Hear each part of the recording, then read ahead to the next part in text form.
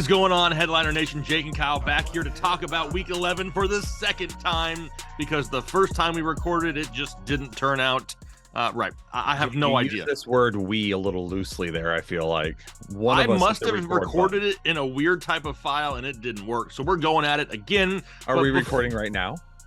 Says we're recording.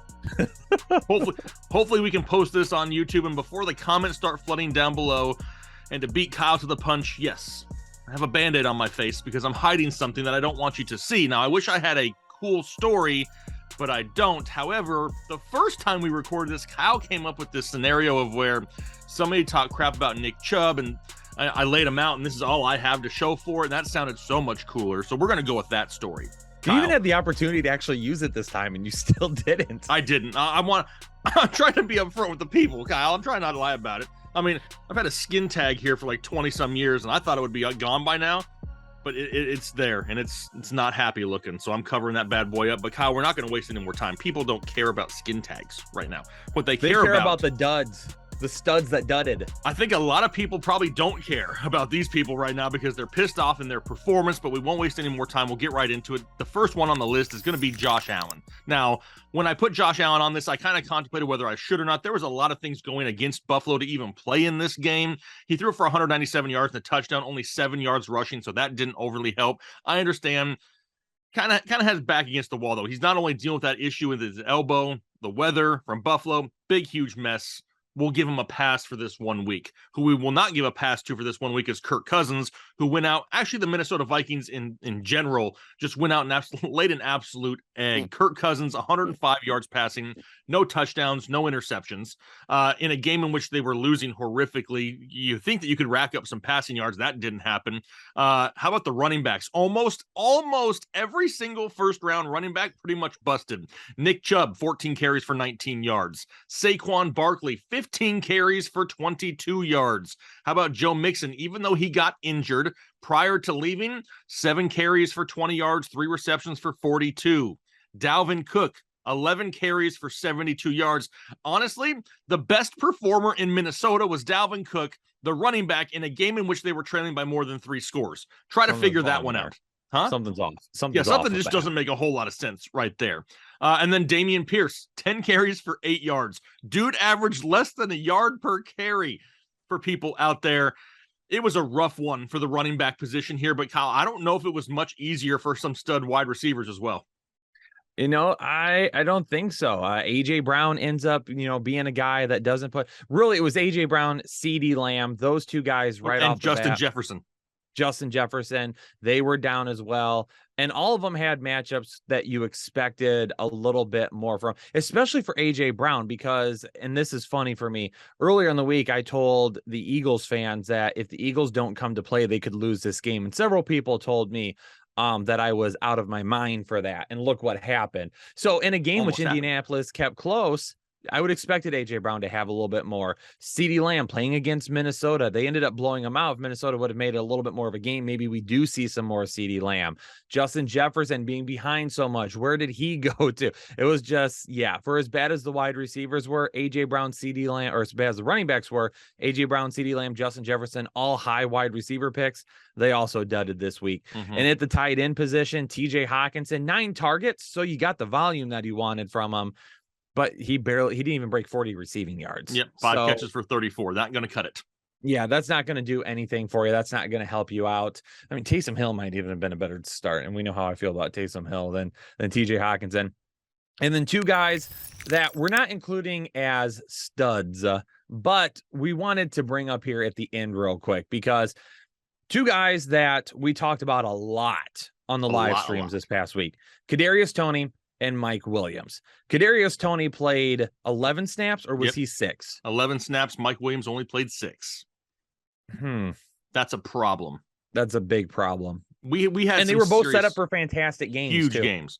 And when you watch that game and you see all those targets and receptions at the end of the game going towards Sky Moore, that's what was earmarked for Kadarius Toney. That's what we were hoping to get from him this week, and it just didn't happen.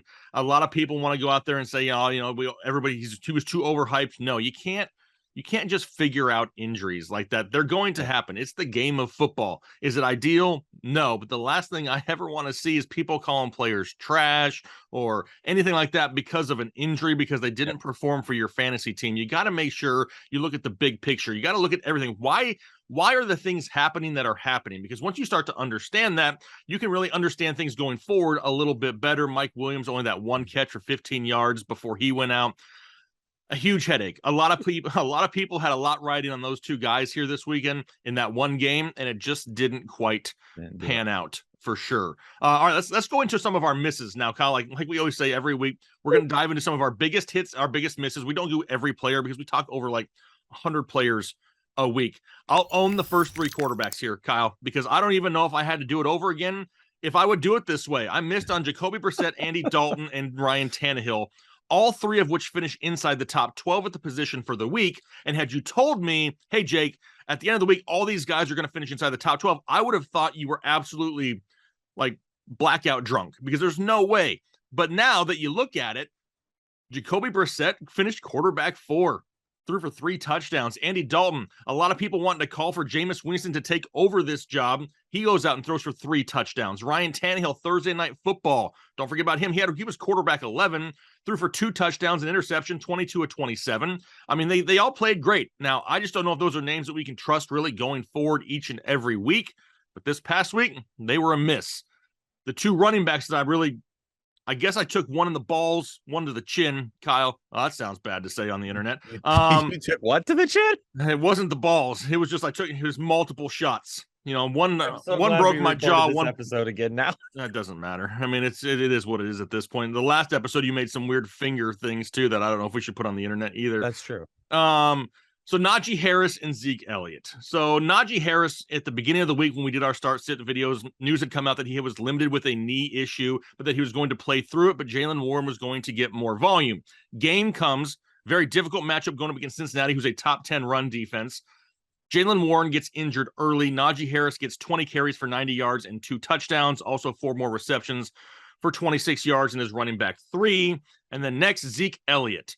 We didn't even know if Zeke Elliott was going to play all week. Then it comes out that he's going to play, but he's going to be limited on a pitch count, and that Tony Pollard is still the guy.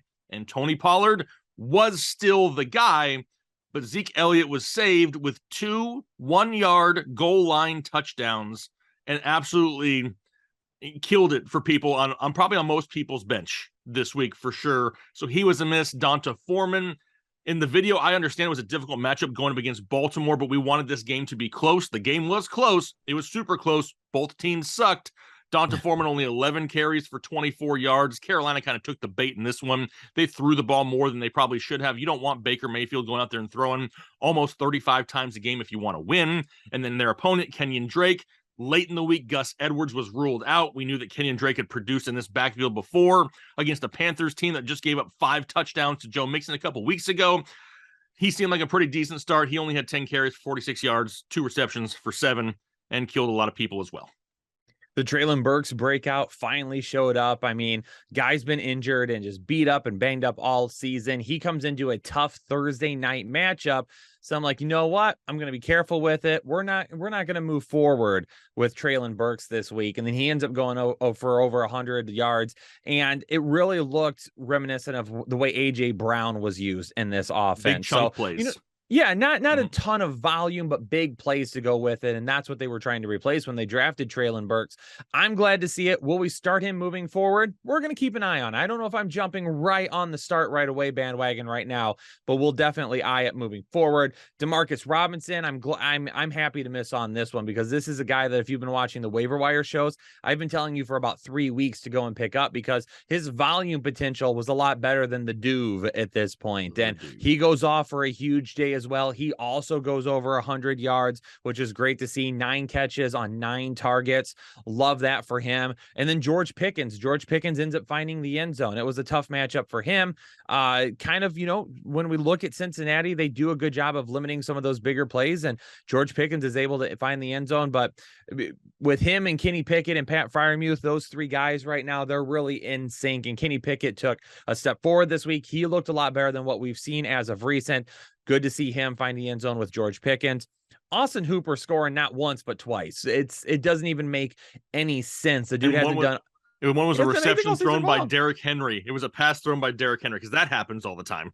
So, I mean, listen, if you're going to be like Kyle, big week for Austin Hooper, are we starting him moving forward? The answer is plain and simple. No, it is not, because I'll take basically the 10 prior weeks of crap performance over the one huge week that he had. And Dawson Knox, this has been a guy that has been touchdown dependent now for the better part of a year and a half. And he doesn't get the touchdown, but he gets the volume. 70 receiving yards and 7 receptions. Does that have something to do with the arm of Josh Allen and just not pushing the ball down the field as much, or what is it? I don't know, but we'll monitor it moving forward. But he was also a miss for me this week. For sure. But now we'll head into a few of our hits, because it's always good to end on a good note, Kyle. I mean, Tom, we've got to end it on a positive, right? So a few of our bigger hits from the quarterback position, Marcus Mariota. I had him listed as a start inside my top 12. Wasn't pretty, 131 yards passing and a touchdown, but also added 25 yards rushing and a touchdown as well. Daniel Jones, for the first time in my fantasy football career, Kyle, I'm feeling pretty good about this. It was the first time I've ever told people to start Daniel Jones, and it actually worked out. He was 27 of 44 in an ugly game, had 2 interceptions, but threw for 341 and a touchdown and added 50 yards rushing and a touchdown as well on the ground. Derek Carr, even though he only throws it to Devontae Adams, had 307 yards, 2 touchdowns, no interceptions. He was a start, and along with Aaron Rodgers as well, 227 and 2. Thursday Night Football. So those are guys that I had listed as starts to actually perform pretty well here this past week. Running backs, Tony Pollard, like we mentioned with Zeke Elliott. I said in my start sit video, I feel a lot more comfortable with Tony Pollard. The big plays are there. The commitment to volume is there. The pass catching work is there. And with Zeke limited, Tony Pollard has to be the guy. Well, Zeke may have stolen those 2 goal line touchdowns, but Tony Pollard had 15 carries for 80 yards, 6 receptions for 109, and 2 touchdowns. He was my start in that backfield. Jamal Williams, I said to start over DeAndre Swift. DeAndre Swift is hardly playing any snaps at all. Somehow each and every week he's finding a way to find the end zone. But Jamal Williams was my start, 64 yards for 3 touchdowns. David Montgomery, I think everybody really knew to start David Montgomery once Khalil Herbert went down, but I had him like crazy high in my rankings. When I put him in my rankings, I'm like, I feel like I'm putting him too high in my rankings. He ended up having a huge week, outperforming where I had him ranked. 67 yards rushing and a touchdown on the ground, 3 receptions for 54. Devin Singletary was a hit for Buffalo. Kind of said, hey, I expect a little bit more from this running game with Josh Allen not pushing the ball down the field. He had 86 yards for a touchdown as well. And then Josh Jacobs, when you give him 20 plus touches, when the Raiders just say, hey, we're committed to Josh Jacobs, he's going to give you a great fantasy week. 109 yards rushing, 3 catches for 51 yards, over 160 total yards for Josh Jacobs. Was another hit.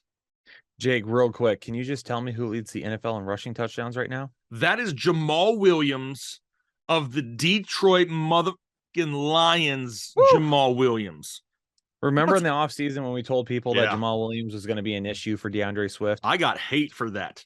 I made a video for like late round picks that you have to have, and Jamal Williams was in that video. I got so much hate in the comment section for that, saying I'm going to go elsewhere to get my advice, because any channel that is suggesting Jamal Williams to me, they're absolute trash. So I have no idea where those guys flocked off to. Kyle, I have no idea where they went, but they're no longer in the comment section. No, but how do we look at wide receivers? Wide receivers, Christian Watson, he continues his hot streak. Another couple of touchdowns, 5 touchdowns over the last 2 games for him.